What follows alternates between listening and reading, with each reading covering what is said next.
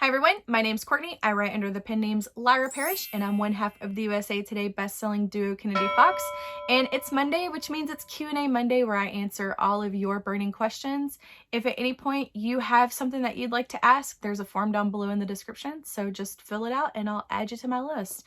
So we're going back to the community tabs, where I asked y'all to ask me anything and totally came through. Like, yay, I'm so excited about it. And so we're gonna go there, but I am currently camping. It is really windy outside, so there was no way that I could go outside and record this. So we're just gonna do it here in the camper. Different location than the office, so I'm still happy about that. There's a few questions that Crossy asked, and the first one is, what was the most successful marketing you did that helped your books initially take off? I don't think there's one specific thing that I can say helped make those books take off. And I'm talking about with Lyra Parrish. That was my debut, and things were different back in 2014. And I didn't know as much about marketing and writing as I did when we started Kennedy Fox. Like, that was the pen name where I made all of the mistakes. But I made my money back on that book within the first week of publishing. I wanted to break even, and that was super important. I think the best thing that you could do is to create a marketing plan and execute it. A lot of people will come up with these grandiose ideas to launch their book, and then they don't follow through with the things that they said that they were going to do, so then their release is lackluster. So with my first book, I gave out as many advanced review copies that I could. If people wanted them, they were gonna get them. I was a new author. Nobody knew who I was. I didn't have any sort of name recognition, and so people are taking a risk on you. I was on every platform. I was on Goodreads. I was on Facebook. I was on Twitter, even though I didn't really use it for book marketing stuff back then. I didn't use Instagram for book marketing stuff like then. I hired 2 promotional companies to help me reach people that I didn't have contact with. It was basically like a snowball effect of all the different promos and stuff that I was doing to make sure that that book launched successfully. After your book releases, you don't stop marketing those books. You, yes, focus on the next one, but you have to still always be looking for new readers. The next question was there a certain promo you ran that took you from no sales to hundreds of thousands? I would say no. I think it's just being consistent. A lot of people think that you can just wake up one day and sell thousands upon thousands of copies of books, and it doesn't happen like that for a lot of people. It's just being consistent with releases. And if I could give anybody advice about how to be a successful indie author, I would say being consistent with your releases. I don't feel that releasing one book a year is going to make you financially successful. I don't think that it's sustainable for a full-time income. There are some people out there who can release one book every year, but for the most part, you have to release more than one book to continually stay in front of people, to help build your backlist and your brand. How did readers discover you and you didn't lose that momentum? It's being consistent. It's constantly releasing, always having something new to offer someone, and always looking for new readers.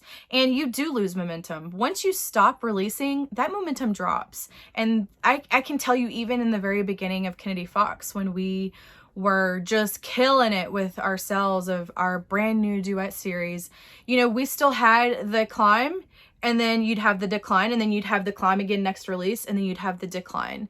And so what stops that and what allows you to continually move forward, making more money, finding new readers, is being consistent with releases. That's like the number one thing I can tell you, is continue to release.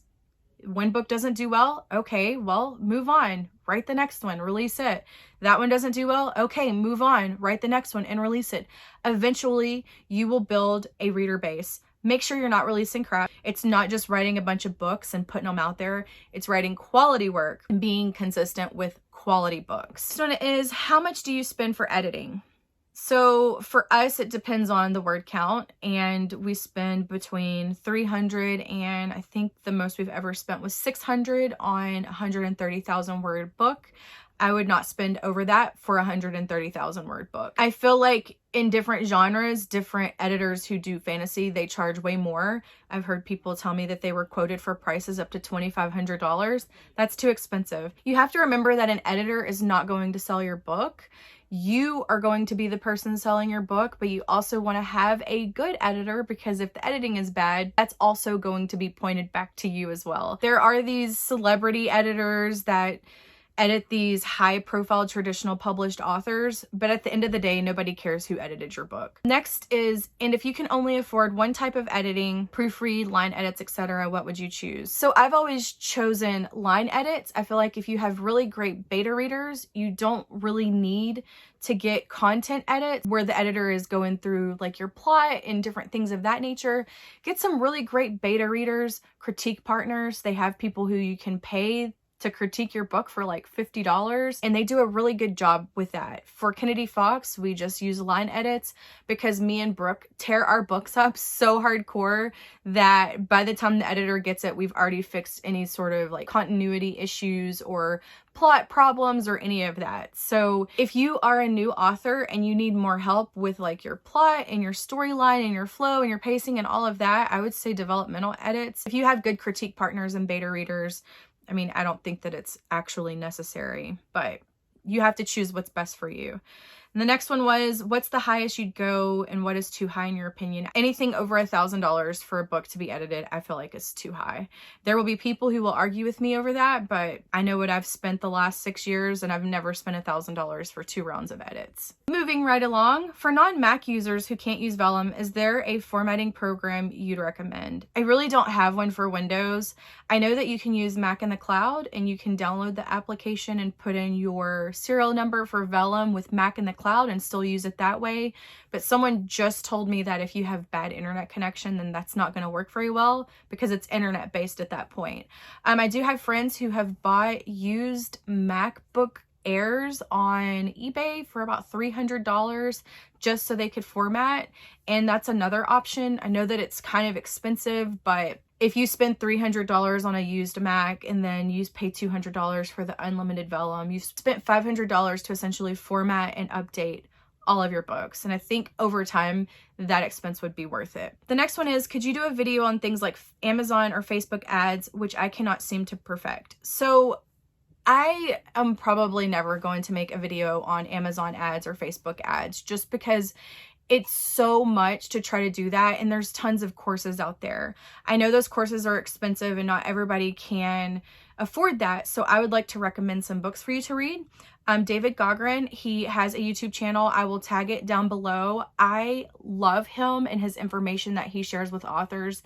He should have way more subscribers. If y'all go subscribe to him, tell him that I sent you because he is like top level with his information. He has a blog where he essentially walks you through Facebook ads. The information that he shares, I've paid $700 to $800 for on a course, and he gave that information away for free. He also has books that are on Amazon, decoding Amazon ads or decoding Facebook ads or whatever it is. I'll put links to that down below as well. His books are chef's kiss. They are so good. They go into all the detail that you could need. He has one on Facebook, Amazon, and BookBub ads. I would highly recommend them. Read them, study them, use them, and you actually follow what he says. I think that you will be in a much better state than you are at this very moment. So I'll put the links to all that in his channel down below. He's awesome. Often when promoting books, people suggest you offer the first in your series at a discounted price or free, but what do you do with a brand new book in a brand new series and you want to sell it at full price?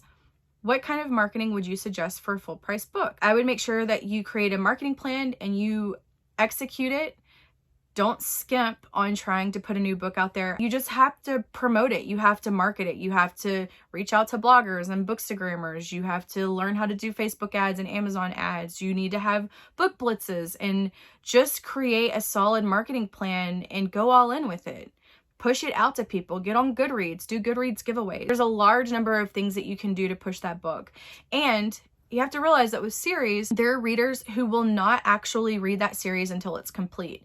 So you just have to keep being consistent and follow through with the series, finish it, and then after the series is finished is when you make the bulk of your money. Not at the very beginning. People often think that if they write a new series, the first book should just do amazing. For us, we make our money when the series is longer and we have our read through, and then we promote the first book as like free series starter or things like that. So just be consistent with your releases and make sure that you don't skimp on your release promo. Next one is, if an author releases paranormal romance and then decides to write contemporary romances, do you think those genres clash or are in need of a separate pen name, or can they coexist without turning off the readers? I think that it's easier to make paranormal romance readers switch to contemporary than it is to make contemporary readers switch to paranormal.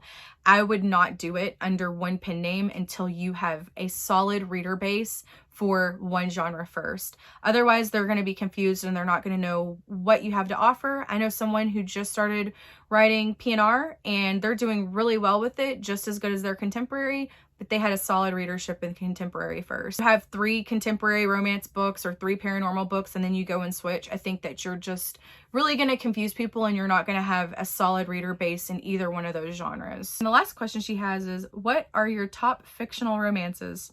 I don't read romance.